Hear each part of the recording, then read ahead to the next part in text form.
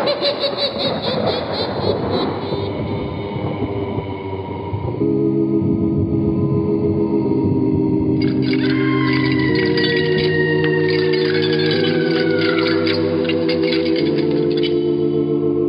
Mysterious Old Radio Listening Society podcast.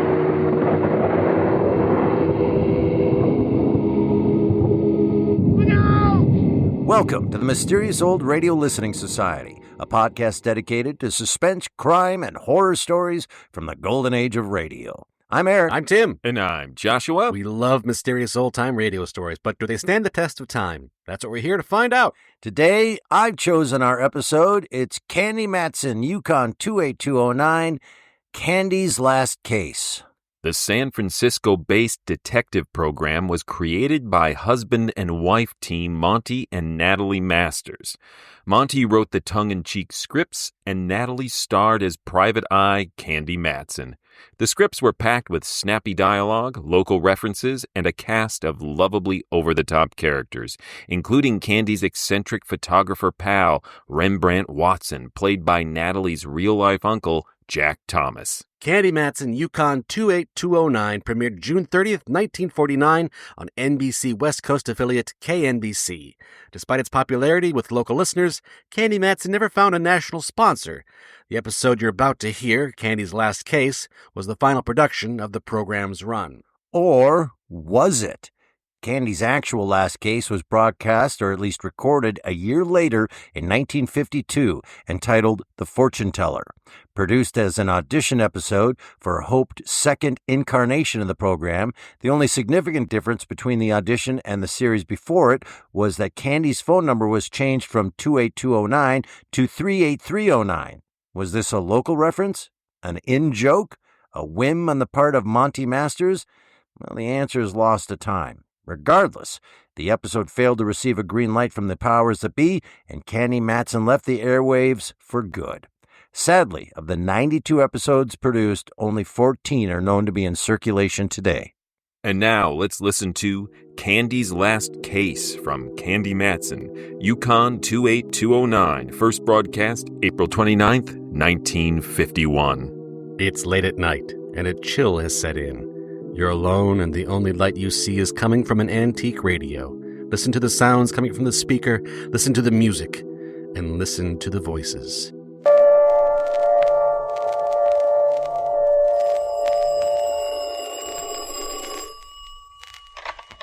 Hello, YUkon 28209. Yes, this is Candy Matson.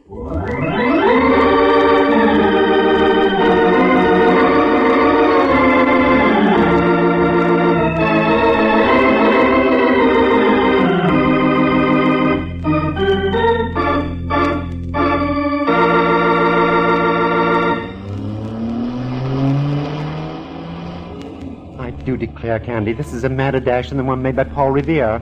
Look out for that man. I see him, Rembrandt. I know it, you know it, but does he? What's the reason for this wild scramble, girl? I started to explain, Ducky. Look at that car up ahead about a block. Yes, it's a police car. That's right. And do you know who's driving? Lieutenant Ray Mallard, that's who. Whom? So Mallard's driving. There's no reason to get yourself such a snit. I imagine the lad's driven before. I'm not worried about the mechanical aspects of placing a car in motion and guiding it to a predetermined terminal. It's the reason behind it that bothers me. What's that reason being what? I don't know what the reason is, and that's the rub. For days, Mallard's been avoiding me like the plague. I call him on the phone, all I get are muffled sentences. Nothing makes sense. Last night I waited in front of the Hall of Justice and followed him when he left. And where did he lead you, dear? Into a pool room or some such thing? No, pool room I wouldn't have minded. I shoot a pretty good stick of snooker, you know. That's beside the point, Candy. Come now, concentrate. Where did Mallard lead you? To a small hotel on Ellis Street. He met a man in the lobby who was wearing dark glasses. They huddled in a corner and talked for a while. Then Mallard left. I didn't duck back fast enough, and Mallard saw me.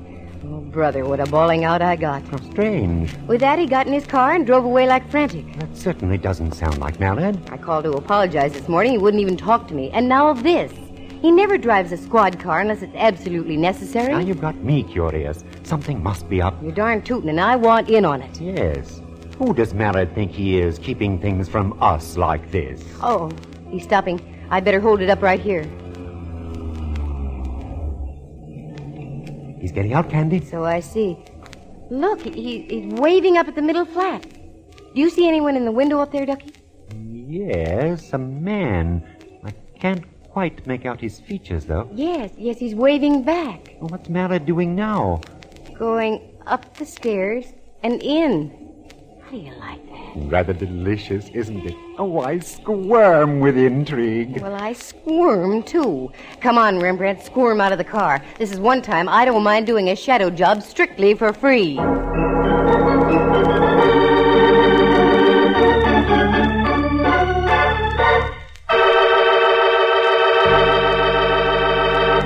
From San Francisco, the National Broadcasting Company presents another yarn in the adventures of that attractive private eye, Candy Matson, YUkon 28209.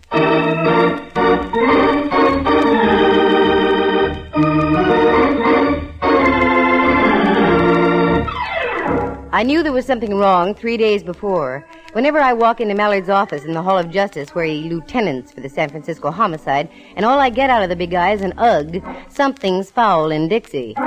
You can play that in any key you like. And the ughs kept up, mentally and verbally. Add that situation with Mallard's mysterious friend in the dark glasses, and you've got something. Especially when Lieutenant Boy stops off at an old flat, waves to a gent, the gent waves back, and Mallard goes inside. Now we're all tidy and up to date. We waited for about 20 minutes outside by my car. 2 or 3 other people came and went. Finally, Mallard came out carrying a very small box in his hands. He put it inside his coat pocket.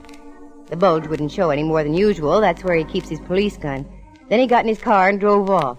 Rembrandt and I immediately went to work. Object? A social call on our unknown friend in the second-floor window. I must say, Candy, this is most mystifying. That it is, Ducky.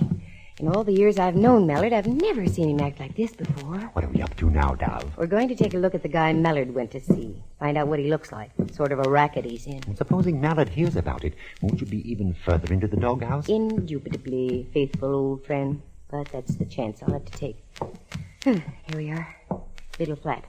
This must be one of those babies built before the fire and the quake. Yes, all the 1906 conveniences, including a door knocker. Well, give it a blast, Ducky. As you say, this sort of place gives me a galloping case of depressions. Yeah, I know what you mean. All the ghosts of the past half-century. Try it again, Rembrandt. Any harder, and the building will slide off its foundations. What is this? You could have heard that last knock out of the Farallones. Maybe he didn't hear you. Anyone in the neighborhood would have heard that knock. I'm going to try the door. Voila. Except that it only moves about 2 inches. Shove on it, dear. My thoughts exactly. It gives a little. Help me, Rembrandt. Very well. Hey, look. Under the door. That's blood. I wouldn't call it ketchup. Come on. Once again and harder. Oh, my word. That's the polite term. This guy's as dead as they come. And look. What, dear? This is the Joe Mallard was talking to in the hotel lobby, even to the dark glasses. I wonder what Mallard will say about this. I was wondering the same thing. Come on, Rembrandt. I don't think I feel very well. That was an understatement. I felt worse than that. But I had to follow through now. Our next step took us down to the Hall of Justice for a little visit with Mallard. He was in. Just beat us back by about 10 minutes. He was still wearing the same scowl he had on the last time I'd spoken to him. You still mad at me, Mallard? No, I'm mad at myself. Did you stub your toe somewhere along the line, Minion? Is that it? No, but I'm about to. What do you mean by that, Footflat? You'll find out. And it's all your fault, too. You mean about last night, my following you? No, that was a dirty trick, but I forgive you. It isn't that. Then what is it? Yes, for goodness sake, stop sounding like a threepenny thrill book. I'll say what I have to say in my own good time, and nobody can force me to do otherwise. I've got news for you, Junior. The police can make you talk. The police? What kind of triple talk is this? We followed you out to that flat just now. We saw everything. What? Of all the underhanded... So, you know. Yes, but why did you do it, Mallard? Because I'm a fool. Just a plain fool, and I ought to have my head examined. Also, the poor fellow you left out there. He needs his head examined, too. He sure does. It's got a hole in it about the size a .45 slug would make.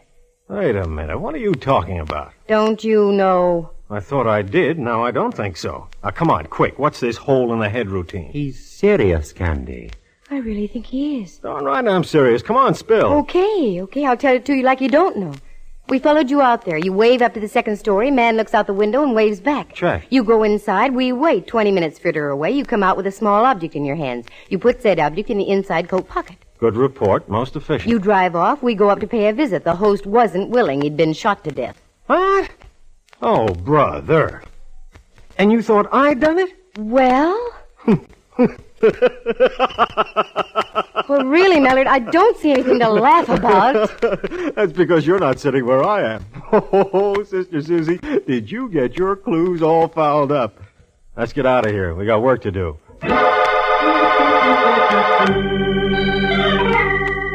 My mental reflexes climbed on a merry-go-round and whirled gaily for several moments.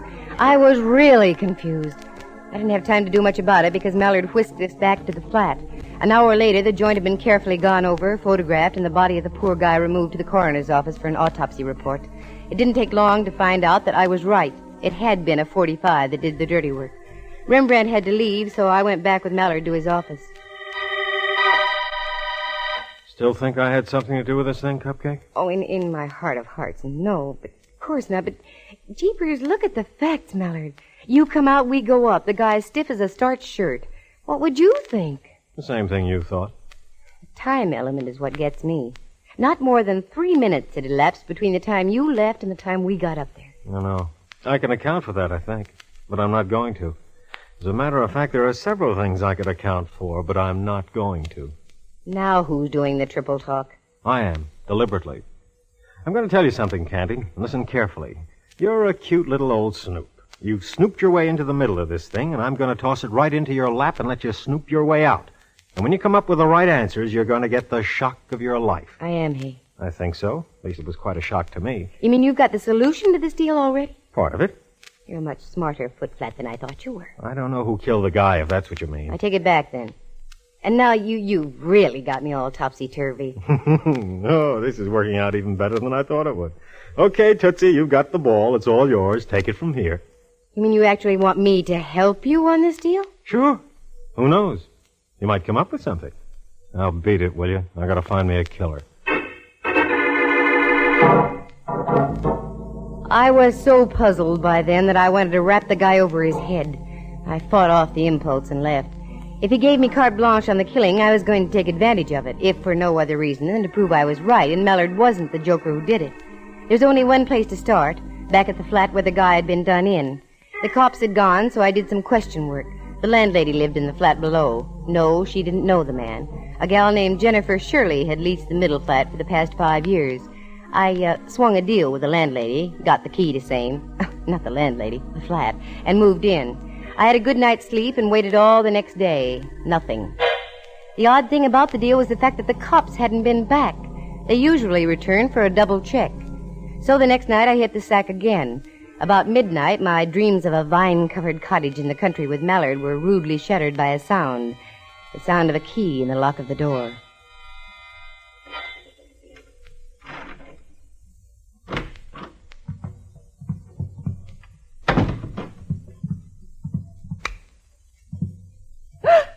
Oh, sorry I frightened you, Jennifer. Take it easy. Everything will be okay. Who are you? Oh, I'm coming to that.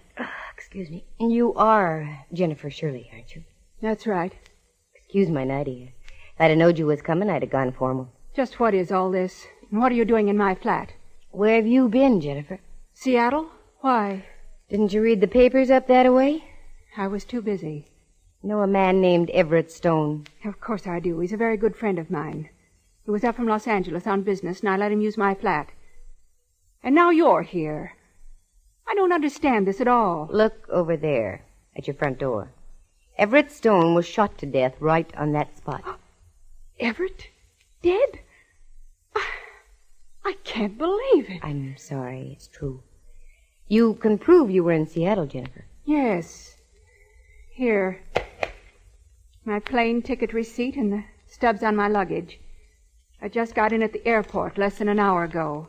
Just for the record, where did you stay in Seattle? At the Olympic Hotel. We can prove that, too, can we? Of course. Now, wait just a moment. The shock of all this slowed me down for a second or two. Just who are you, and what are you doing here? Simmer down, Jennifer. My name's Matson, Candy Matson. I'm a private investigator. Oh, yes, I've heard of you. I'm trying to find out who knocked off your friend's stone. You got any ideas? Several. So have I. One being this. Does everyone around here wear dark glasses? You've got a pair on, too. Same kind Everett Stone was wearing. Here, have a cigarette. Thanks. Got something you want to tell, Jennifer? Yes, I do. The dark glasses are standard equipment for the type of work we're in. And what would that be? We're gem dealers, precious stones. Whenever we have a valuable piece of property in our possession, we're required by bond to wear these dark glasses. A disguise, so to speak? That's right. When Everett arrived from Los Angeles, he had with him the Cape Hatteras diamond. You've heard of it? Who hasn't? Worth about $500,000. That's right. He was on his way to Seattle to show it to a prospective buyer. The first night here, Everett appeared on a television show to display the diamond. And as he left, he knew he was being followed. He called me and asked me if we could make a switch.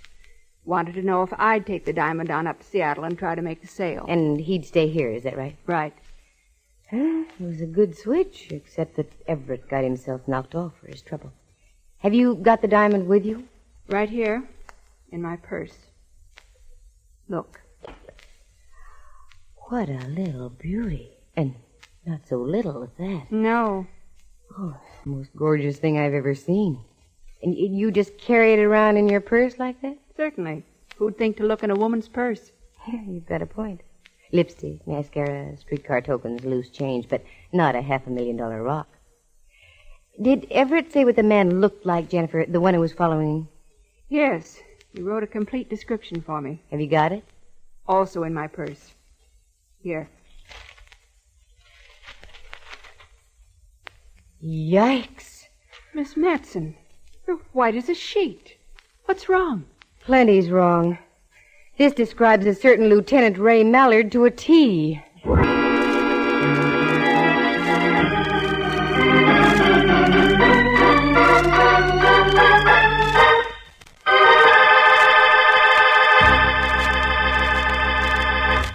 From San Francisco, you are listening to a National Broadcasting Company presentation, Candy Matson, YUkon 28209.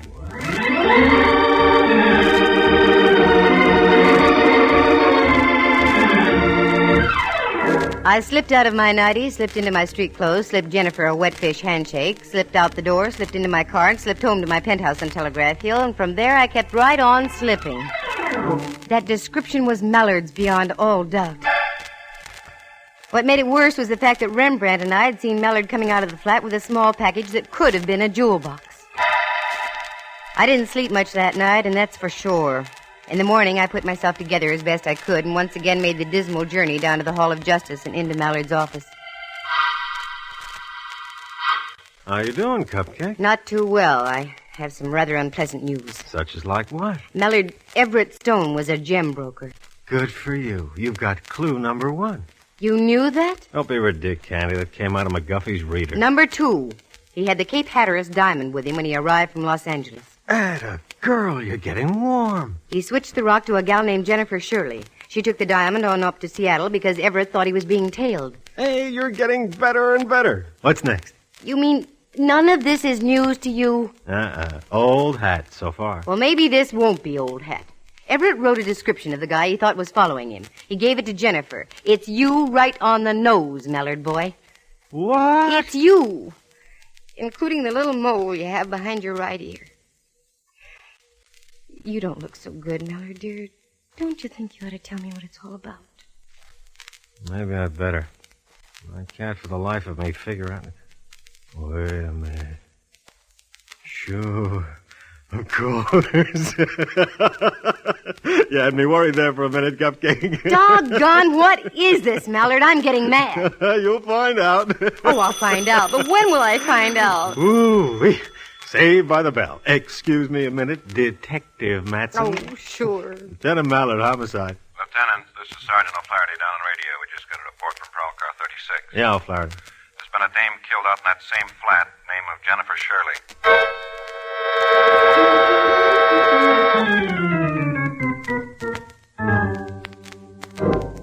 It was then I knew that Mallard was really in the clear.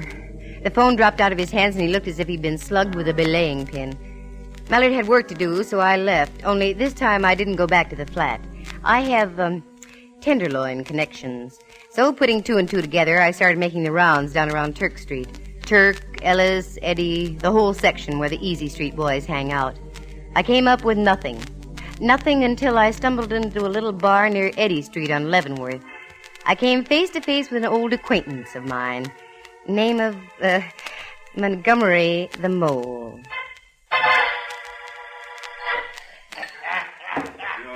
Well, for crying in my beer and making it salty. Look what the height I just washed in. Hiya, Candy. Hiya, Montgomery. I ain't seen you since the night you caught up with me former pal, Willie Cloud. Oh, I'm sorry I had to do that, Montgomery. Oh, I ain't. Hanging'd be too good for that crump bum. A little second-story work ain't too far out of line. I can even swallow a well-executed stick-up. But when it comes to kidnapping and murder, us honest characters draw the line. That's why I'm here, Montgomery. Yeah? There have been 2 killings in the last 4 days. The grapevine must be slipping. I don't hear nothing about no rump-outs. They've been kept quiet for a reason. Just what the reason is, I don't know. Have you heard about any of out-of-town icemen dropping in the last few days? Nah, not a one. Now, look, here's a 20, Montgomery. That's all I've got. I'll send you 20 more first thing in the morning. Is your memory improving? Ooh, just like I never lost it. Well, is there a jewel boy in town? Look right ahead of you up at the bar. Yeah? That's him. If he ain't a hot ice juggler, my name ain't Montgomery. Got in just about 4 days ago. Calls himself Finch. Oh, Montgomery, I loves you. I'm moving over there. Do me a favor. Tip the bartender off. Tell him to keep my drinks well watered. It didn't take long. A guy from out of town gets lonesome. I was sitting at the bar no more than 3 minutes, and we were old friends. He kept the drinks coming, and by closing time, he really had a snoot full. He offered to drive me home, and, naturally, I accepted. We got out on the sidewalk, and suddenly he darted back into the tavern. When he returned, he was carrying something in a paper bag. We found his car and climbed in.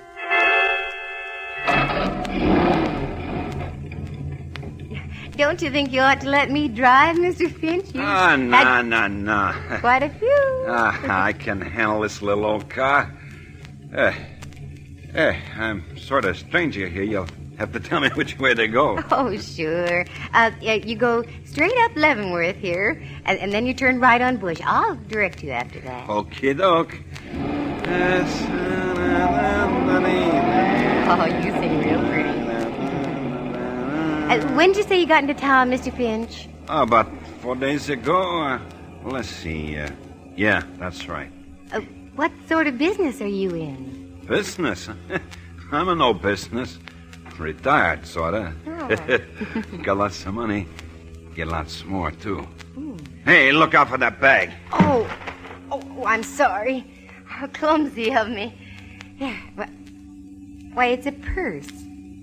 Why, Mr. Finch. Put it back. It's a present for my sister in Riverside. Oh, how thoughtful. Turn left on Kearny Street, will you? Sure.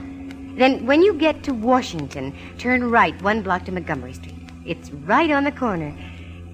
Would you care to come up for a nightcap, Mr. Finch? Hey, now, that sounds like a very good idea. Sure.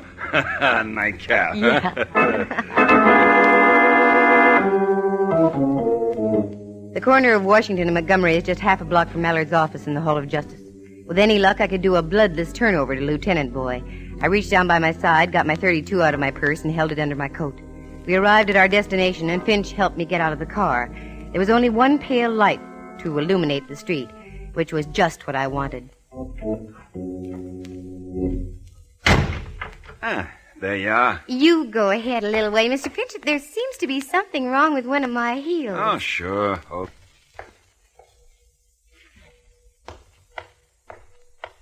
Don't turn around, Mr. Finch. Not if you value your life. This is a gun I've got stuck in your back, and believe me, I know how to use it. Say, what goes on here? I'm almost broke if that's what you're This after. isn't a stick-up. See that door up the street in that big building? Just keep walking right on into that door.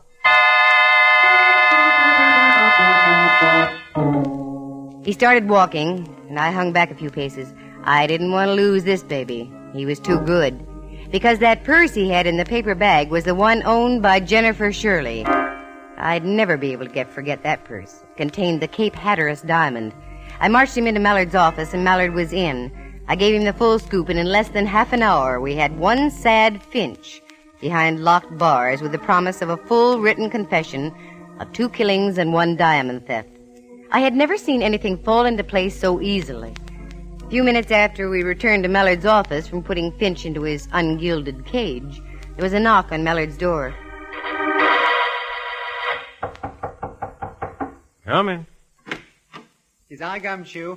What on earth did you call me for at this hour of the night or morning? Yeah, come on in, Rembrandt. This ought to be fun. Oh, you too? Yeah. Why aren't you home getting your beauty rest? Oh, we just wound up a couple of killings, dear. Those of Everett Stone's and Jennifer Shirley's. Well, bully for you. And I had nothing to do with it. Candy did it all. I left her strictly alone, and she came through like a trooper. There's only one little thing she's overlooked. When she comes up with that, she'll have solved her best and last case. Last case? What are you talking about, Mallard? Captain Mallard, this is Riley on the top deck. Captain Mallard? What is this? Yeah, Riley. We got this Finch joker all booked and fingerprinted. He's in the Lysol dip now, then we'll tuck him into Betty Bye for the night. Good. We're changing shifts now. Anything else you want from me? No, Riley, you can knock off. Fine, Captain. Oh, and all the boys up here send down congratulations. Oh, thanks, Riley. See you tomorrow. You? A captain, Mallard? Well, that's right. Well, by Jove, I think that's splendid. Congratulations, minion. Well, thanks, Rembrandt. Oh, I'm getting dizzy again. He's a captain, and what's this stuff about my best and last case? Give out here, Mallard boy. Doggone it, you're missing the most important clue in this whole case. Now, let's review it. Go ahead, girl. I'm bursting me buttons. Okay. I first get suspicious when you turn grumpy on me, Mallard. That's when I was wrestling with myself over a decision. That's right. Then you meet the Stone guy in a small hotel on Ellis Street. Well, we had business. That's where he wanted to meet me. Then you go out to those flats. You wave, he waves, you go in. When you come out, you're carrying something. We go up, Stone is dead. Later, I meet Jennifer Shirley. She shows me the Cape Hatteras diamond. But she also shows me something else. A description written by Stone, a description fitting you exactly. Here. Look what was in Jennifer's purse, along with the diamond. What? Another description. One that fits Finch. Everett Stone accidentally gave Jennifer the wrong slip of paper, the one that described me. Oh, for Pete's sake. That sure had me worried, Mallard, dear. Isn't there something else that worries you, Cupcake? Yes, there is, darn it, but I can't put my finger on... Wait a minute. That's it.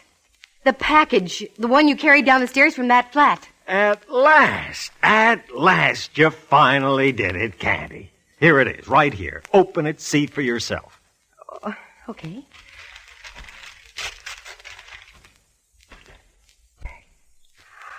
Mallard, it's beautiful. What a lovely ring. Did you steal this from Everett Stone? Sure did. The price he gave me made it a first-class deal. Why don't you try it on?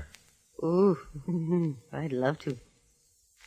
Oh, I don't think you're putting it on the right finger, Candy. Which finger do you mean, Mallard? Third finger, left hand. Oh, you don't mean that... Mallard, tell me. I want you to be my wife, Candy, dear.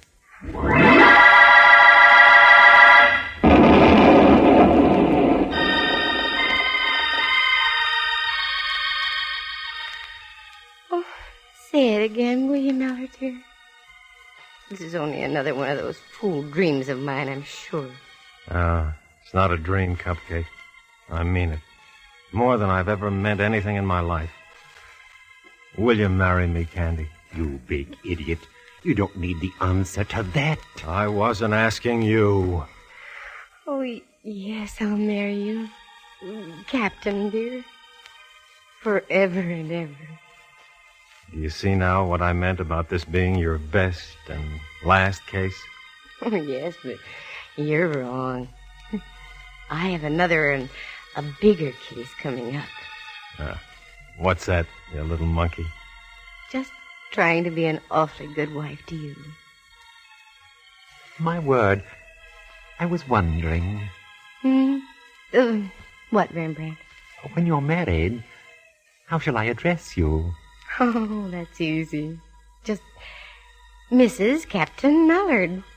Well, I won't even have to change my initials.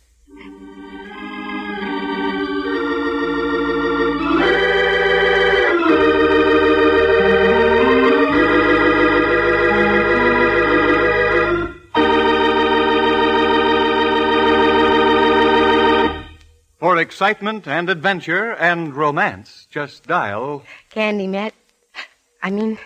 Mallard, Mrs. Captain Ray. YUkon 2820. Oh, that won't be my phone number. Gee, I'm so confused, I don't know what I'm saying.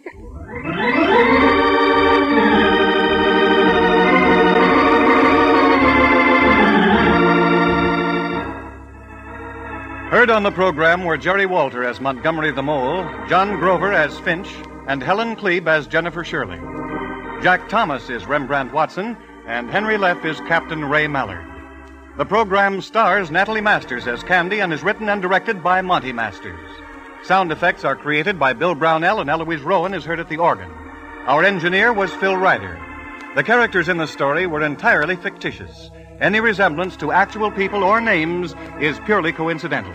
The program came to you from San Francisco, and this is Bud Heide speaking.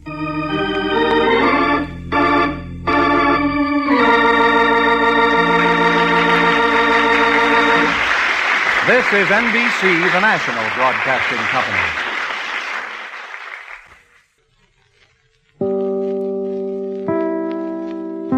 That was Candy's Last Case from Candy Matson, YUkon 28209, here on the Mysterious Old Radio Listening Society podcast. Once again, I'm Eric. I'm Tim. And I'm Joshua. That was my pick this week. I wanted to bring a Candy Matson. My goal is that eventually we listen to all 14 of them here on the podcast. And I thought, it's been long enough. Let's do one. And I listened to a bunch of them, and they're all, here's the deal. I love them all a lot.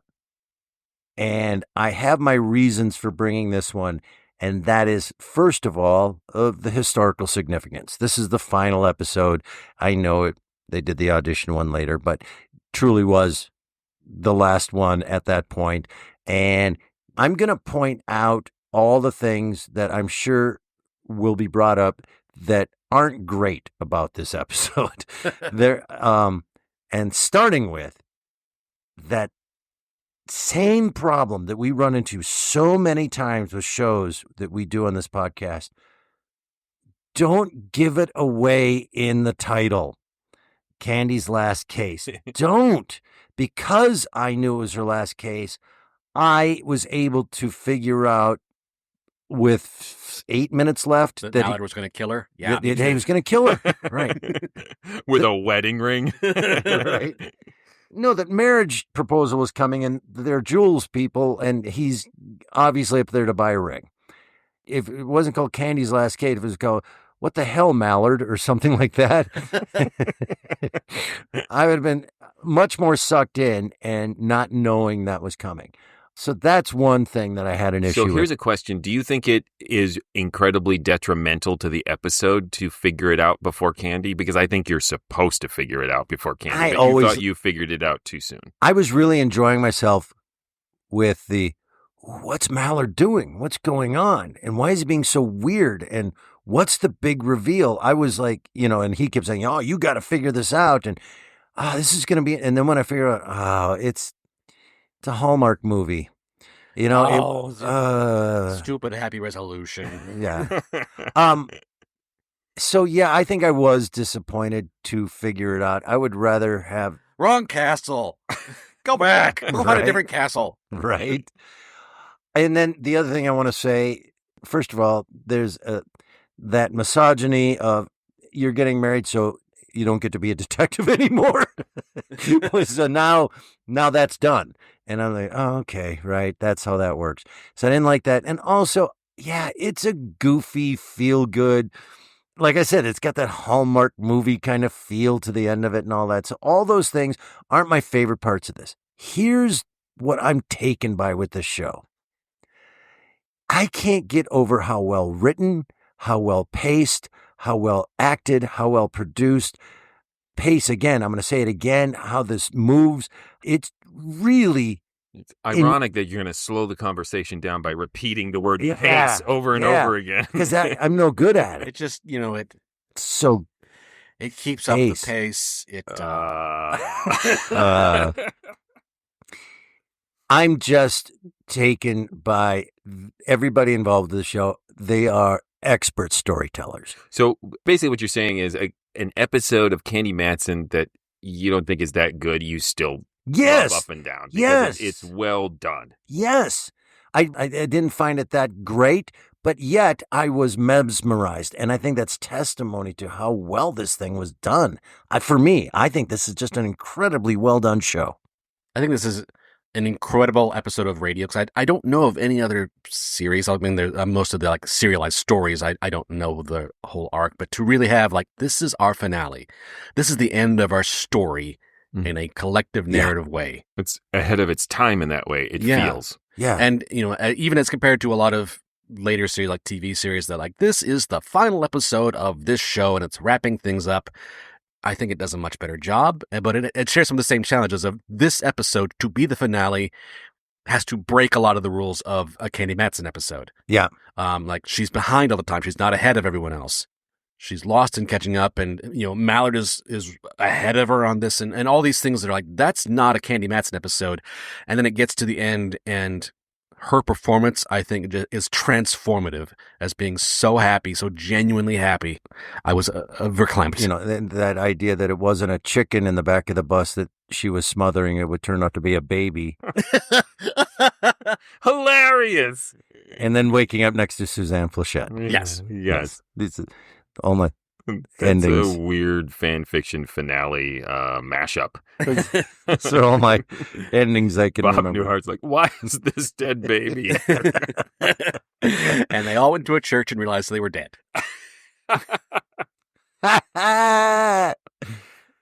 So did you get that? Oh, that's really beautiful at the end. I was so happy for and not because I thought what would make Candy Matson a better human being? Right. Getting hitched. Right. It was just the genuine emotion of the performance that it really, really was what she really, really wanted. I think her final line where she stumbles over. I don't actually want this. Right. I thought the actor played that really well. It sounded seriously, but also she probably was sad knowing that she was doing her final episode. But it came across very sincere. Yeah, I think I'm with Tim on that ending, that I think the through line of at least the 14 episodes of Candy Matson we are able to hear is that she wants to catch Mallard. Yeah. It actually is a culmination of a through line. And the actor sells it. Yep. Yeah, from a contemporary point of view, one of the reasons from our vantage point in 2025 that we like Candy Matson is because she was an outlier of a tough female private eye, and so we didn't need a man to be whole. We don't want that to stop. Right. But I also think it's perfectly legitimate for someone to decide to stay home. Well, he says it, doesn't he? You've done your last. What I mean is, we, from our historical perspective, are, I think, applying the idea that she had no choice. When really, when I back up and listen to all the episodes, it's that it was her choice. It's her choice. She's been chasing him, and she wins in the end. And I don't want to judge someone's choice. I just want them to have the choice. And what I object to is if she didn't have the choice one way or the other. And yes, you can also fill in that they were married, she enjoyed being home for 6 months, and then she started solving mysteries again or joined the police department. Right. I will tell you them in the back of a bus. Tell you right now, if my choice, if one of the options on the table is stay at home, I'm taking that. Yeah. We're recording the podcast in my house, and maybe not even that. But in all fairness, if you have a family with children and things going on, that's not retirement to stay home and do all that work. So nope. And also, the love we in this small group, but I think collectively fans of Candy Matson, it's partly her independence and initiative and fierceness. Ferocity is probably the word I'm looking for. But it's also that she's just charming.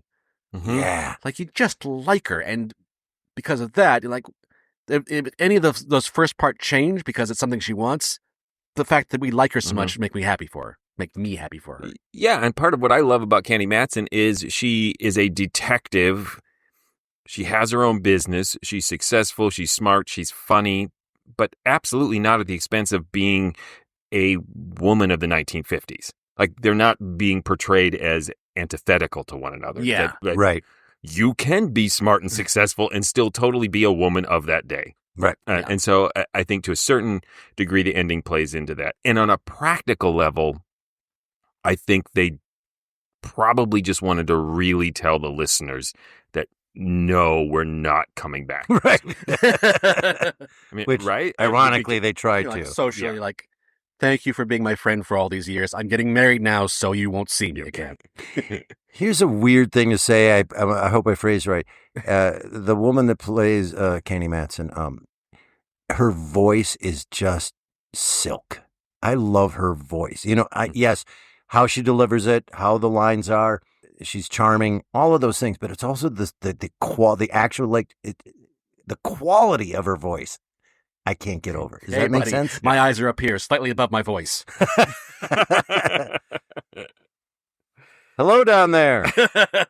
Yeah, I want to back up for one moment to the whole through line of Mallard laughing and being weird and kind of hysterical about being caught in this situation. I found it really intriguing the first time I heard it. And I've heard it now several times. So that is the unfortunate thing when there's an episode like this that I've heard several times, and then we have to discuss it on the podcast. I can't remember your first reactions, like where I figured it out the first time I heard it. But I tend to think it was about the same point you figured it out, and I wasn't disappointed by that. Right. Because what it does is it builds your joy for Candy. She's distressed. Is he a killer? Well, that's a whole nother thing to talk about in this episode. It feels like she legitimately thinks he might have killed the guy. Yeah. I think what was intended is that she's worried he might get framed for it, or no, she just thinks he killed a guy. I think she thinks he killed a guy. I think there's also like half the people she knows are murderers. Yeah. So when you listen to it a second time, the other half are alcoholics. Right. That doesn't pop the first time you listen to it. The second time is when she says, yeah, and he had a 45 slug in his head, and he starts to, what are you talking about? Well, the guy that you saw and left, he's dead. And he starts to think, and then he starts to laugh. Yes. And you go, the first time you're like, yeah, oh, Candy, you got this all wrong. That's fine. No, that's a weird reaction. Yeah. You should be going, wait a minute, that guy's dead? Okay, he's been shot. But instead he goes, oh, Candy, which does not help alleviate the idea that he killed her. So that might be on purpose. Yeah.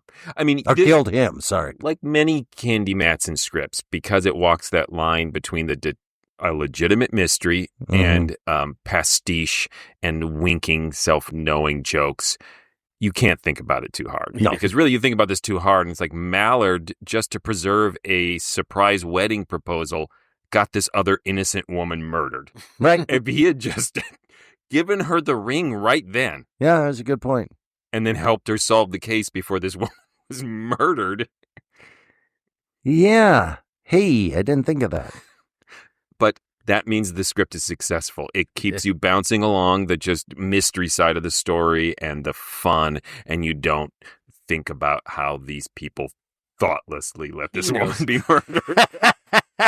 He knows Candy's always perceived life as cheap. Right. There are some great lines in here. It might be one of my favorite Rembrandt lines is, I squirm with intrigue. Yes. It sounds like a dime novel, doesn't it? Right.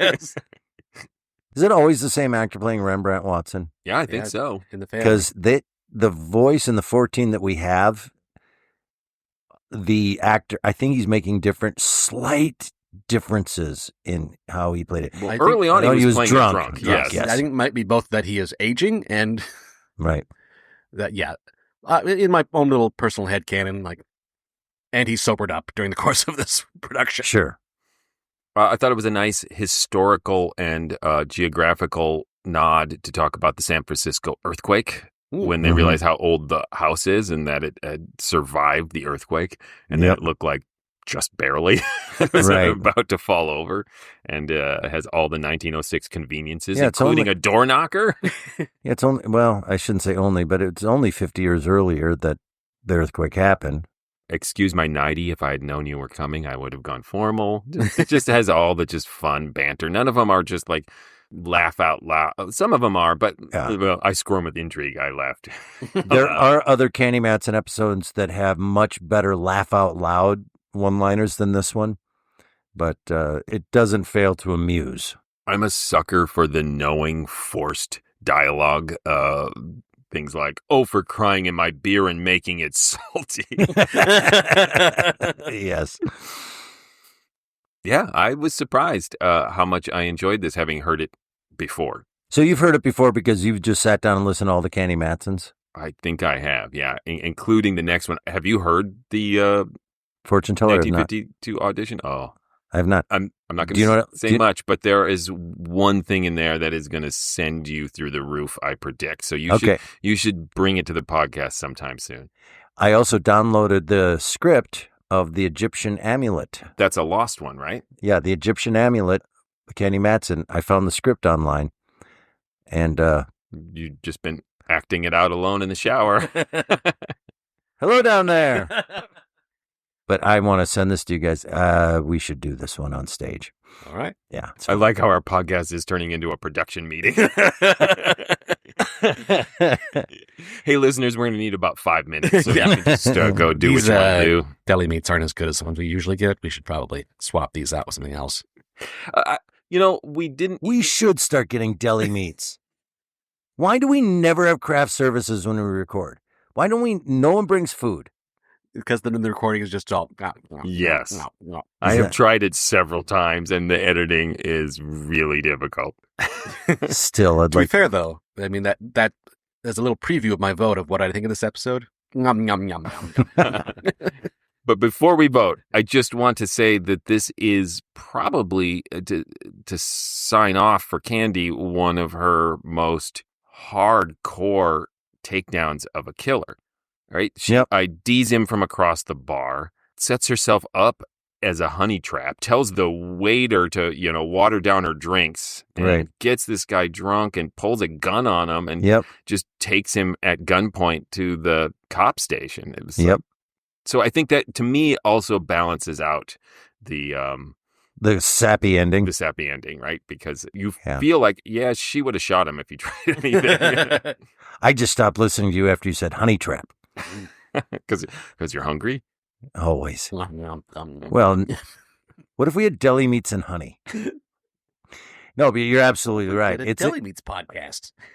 It's a great episode with a twist ending in the sense of it leans a little sappy, but that's okay. And that's going to be my vote. It's really so unfortunate only 14 of them exist. It's really sad. It's a really good show.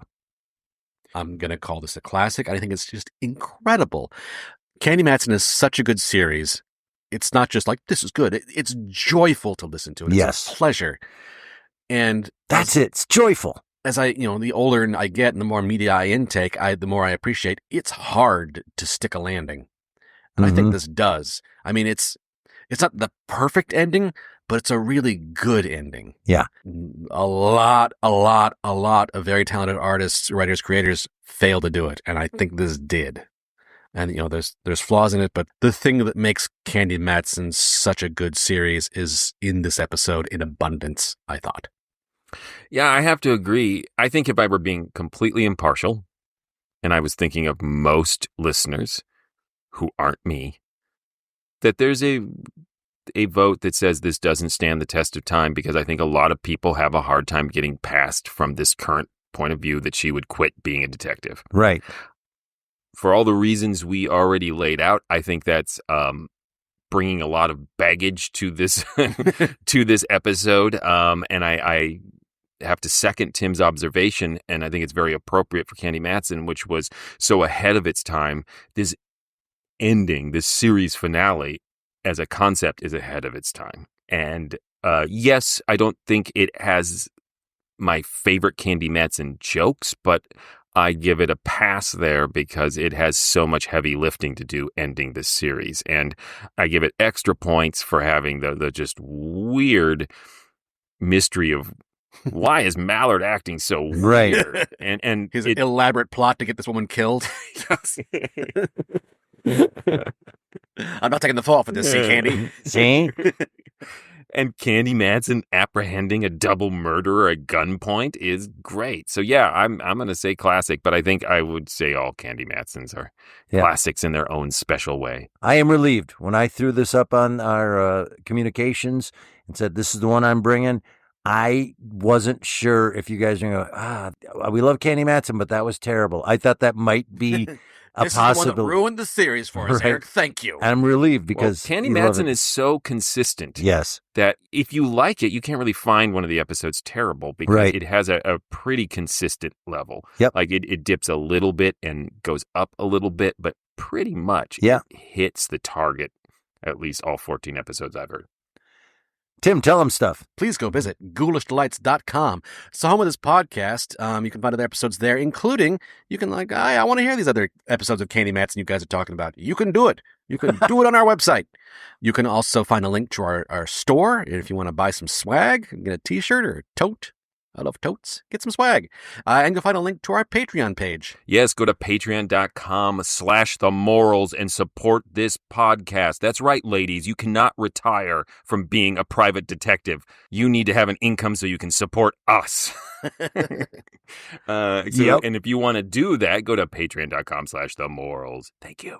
Mysterious Old Radio Listening Society Theater Company performs live on stage classic old-time radio shows and also a lot of our own original work. You can find out when we're performing and what we're performing on any given month by going to ghoulishdelights.com, and you can get tickets there and come and see us. We'd love to see you. And if you don't, we do record the audio of them, and that is a Patreon perk. Another reason to become a Patreon, listen to our live audio plays. What's coming up next? Next, we will be live at the Bryant Lake Bowl with special guest Shannon Custer, and one of our patrons, Ryan, will be joining us for a live listening and discussion to and of a shipment of mute bait from Escape. Until then, look out! Oh, I squirm with intrigue.